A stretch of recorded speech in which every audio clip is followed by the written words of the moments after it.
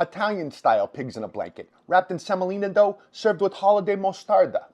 This dough starts the night before with 150 grams of water. Room temperature is fine.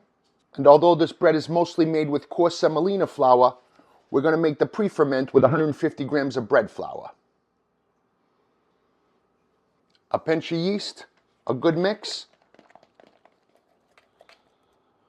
We'll get back to that in the morning. A pinch of yeast transforms that 50-50 ratio to a bubbly starter.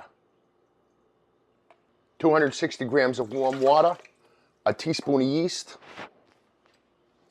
and that pre-ferment is what's going to make this bread rise. 11 grams of kosher salt and 40 grams of good olive oil. This is semolina bread, coarse semolina, 414 grams. And a little bit of bread flour to bring it together, 116. We're going to use the paddle attachment just to bring this together. Once we know it's hydrated, we're done. Scrape off your paddle. Make sure you scrape to the bottom, but we still got to give it time to hydrate before we work it out. At least 20 minutes. That semolina needs time to hydrate. And we're going to the dough hook because semolina is known for its high gluten and it needs time to work out. First, we need it to come together like that. Then we can speed up the mixer and let this dough work out for 7 minutes. Halfway through, that dough's still flopping around. But after a few more minutes, that dough's going to be smooth. Watch. Now it's getting nice and smooth, you can tell. But I'm going to let it go for another minute. That's it. I'd say we're there. Look at how clean and smooth that dough is. This dough isn't sticky at all. It's beautiful. And now we're going to give it time to rise. We'll get back to this later.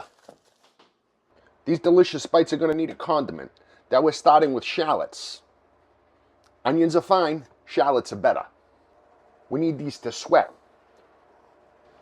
We don't want to get any color on them. This is getting warm fall spices with cinnamon stick and whole cloves. This is where the Italian condiment gets its name, mustard seed. A lot of mustard seed.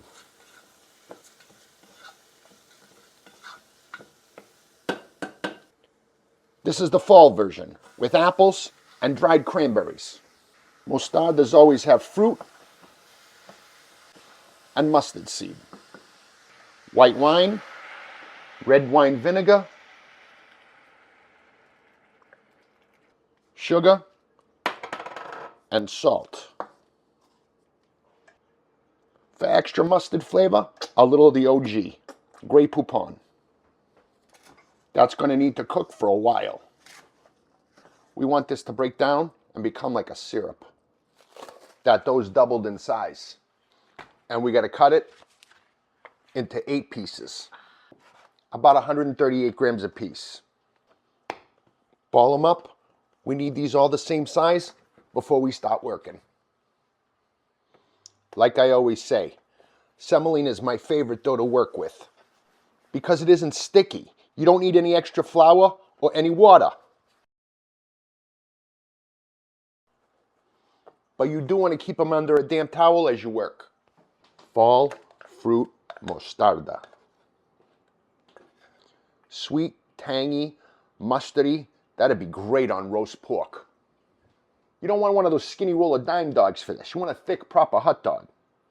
This is one of the only times I prefer skinless, too. These are like making mini calzones. You just want to make sure you seal them real good. Like that. These would be great as is. Proof them and bake them. But we're going to make hors d'oeuvres. So we're going to cut them in half and then each one into 3 pieces. Italian pigs in a blanket. Onto a sheet pan. These I'm going to proof. If I wanted to, I could put them in the freezer and save them for another day. Proofed and ready to bake as is, but I'm adding an egg wash to mine. Semolina often gets sesame seeds, but out of respect to my Italian brothers in Chicago, who know a little bit about hot dogs, I'm going with poppy seeds.